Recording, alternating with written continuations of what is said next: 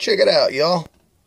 I'm replacing these old lights in the motorhome. And these are like, they're a real pain in the ass to deal with. I got some good lenses on them, but the problem with these good lenses is you can't mess with them, man. They're just so freaking tight. But here's what they look like. They're old Bargman lights. You can see they're like 12 volt. These lenses here are really thick. Real good lenses.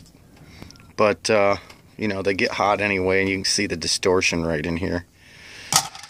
So we got these brand new, I guess you call it Kohree lights, LEDs. You see the LED in there.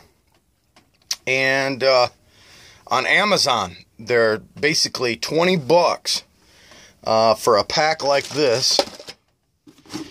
And 2 lights come in there. So we got all 6 here for the motorhome. And I'm going to go with the LEDs in here. So that'll save me a little bit of juice, hopefully. I'm going to guess that LED right there is going to be a whole lot more light than this, I don't know, what is that, a 1057? Let me see. That's the old school stuff right there.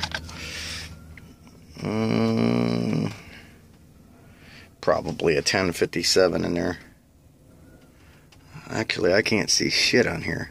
It just says GE, so anyway, single diode. But yeah, I want to replace them all.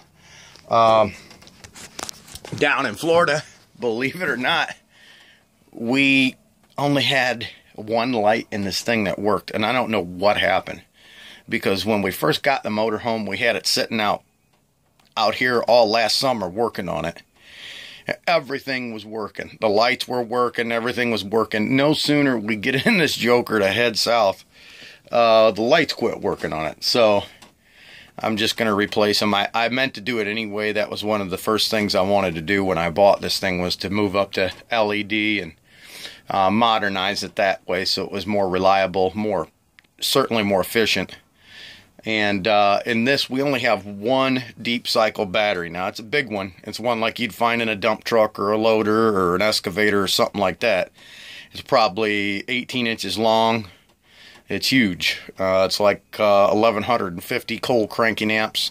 It's got the screw top posts instead of the straight posts for regular clamp style posts. Instead, you have just a regular like a connector, and then there's a wing nut that tightens it down. You know what I'm talking about.